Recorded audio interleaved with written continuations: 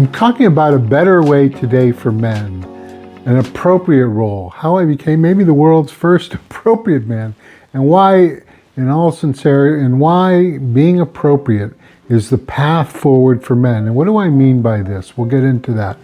Basically, I think it makes sense to say, men have taken a bashing in some ways. Phrases like toxic masculinity, some see rampant feminism as tearing down men, even though I and many, people want to see equality for people across the board. But men, even based on race, gender, get impugned in this day and age. And what I'm putting forth is a path forward for men and what some of the key issues are in terms of men asserting an appropriate leadership role in society without the cloud, without the tearing down, because there's been so much going on, the cultural shifts and groups asserting their rights. No group should need to assert their rights and tear down another's rights inherently. That should not be should be happening. Equality is something that needs to apply to people in general. So I have in my journey, how I came to this point. My journey began 30 years ago when I encountered the divorce system. That was probably, along with some outside external familial things and other things going on. Which won't be the topic of this video. But just kind of, divorce and certainly in Massachusetts, and even more so, Middlesex County is like the intent, I won't say the worst of the worst of the worst, but I'll say the intense of the intense of the intense of where, things are, divorce law for one is something that's out of whack. And I think it's used as kind of the tip of the iceberg or the tail end of the stick to really punish men and put men down. But I think we're talking about broader things. In any event, when things started coming at me in that way about 30 years ago, I had come from a place in Scranton where, in 4 square blocks, I had 4 grandparents and 2 grandmothers who lived over 100. They lived back to back. And, so I had intense family values.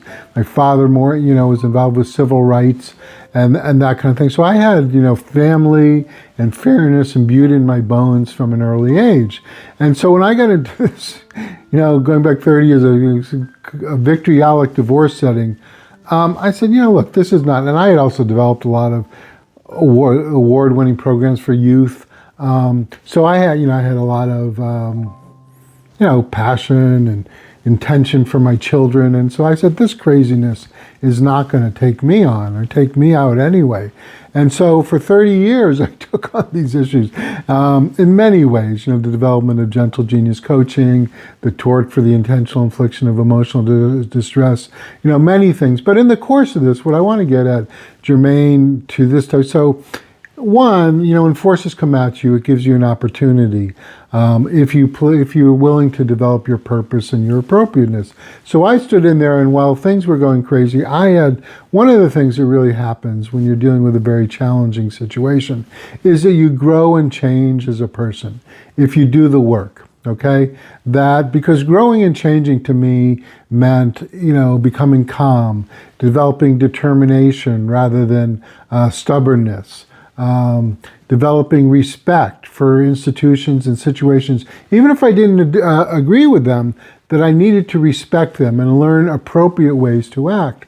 And so what I want to get at, the Achilles heel for men, and why men are suffering and why men make themselves targets, and a growth step that men have to take in society are 2 or 3 things that I think that are key.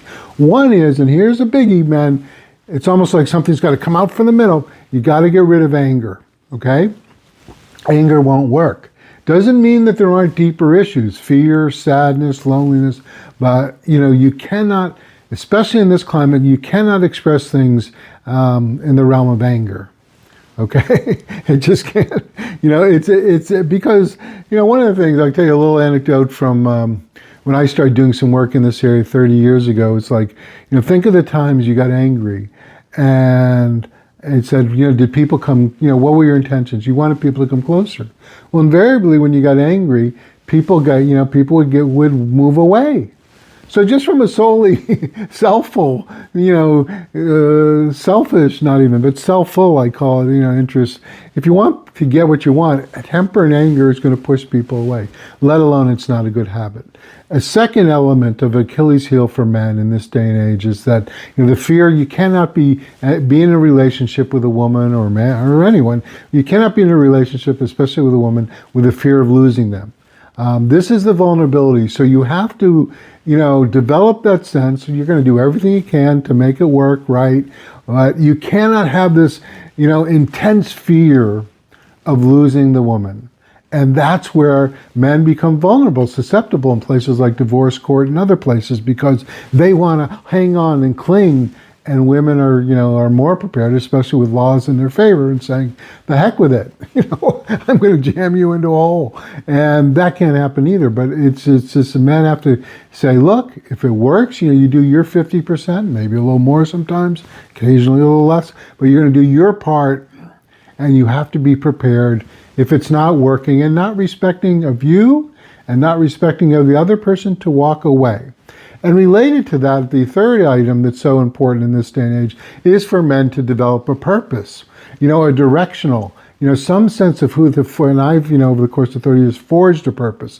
And through Gentle Genius work, I help people find their purpose. But you have to have a purpose, something that's inherent to you, which again relates to your capacity to walk away or not, that says, this is going to be my North Star. As much as children and family, that's also a North Star. But you may even need to have a deeper North Star, which is your own gut, your own sense of who you are, and what I call purpose, okay? That without that, you're not going to come into, and I think women will look up to that more, to a man with intention. And again, it's kind of a purpose. And when what's key about this is that when I say appropriate, it's not a weakness, because there's two extremes as far as I'm concerned. There's aggressiveness and there's passiveness. And the assertive man learns to be, the appropriate man learns to be assertive. You express your rights, your interests in a way that's appropriate, that has an endpoint. You can't run over into another person's space. You can't not stand up for yourself. The appropriate man is assertive, and that's a key point in all this. So as I mentioned, I offer Gentle Genius coaching. I could get, and by the way, when I say appropriate man, it can apply to appropriate women or appropriate transgender or binary or anyone. It's learning the art of being appropriate. And this is what Gentle Genius Coaching is about in one way. We have a quick start coaching, $299, $399. We'll work with you to come up with the right pricing that fits you.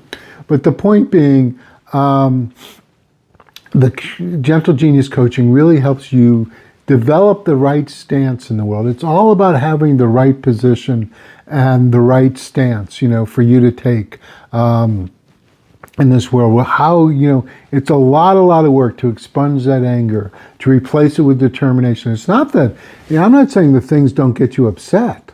I'm saying anger is a reaction rather than a response.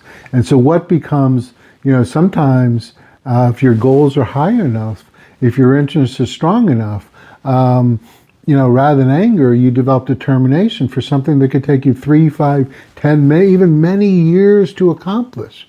But that in the process of appropriately pursuing a goal, you become a better person in the process. And this is what our coaching and training helps you do.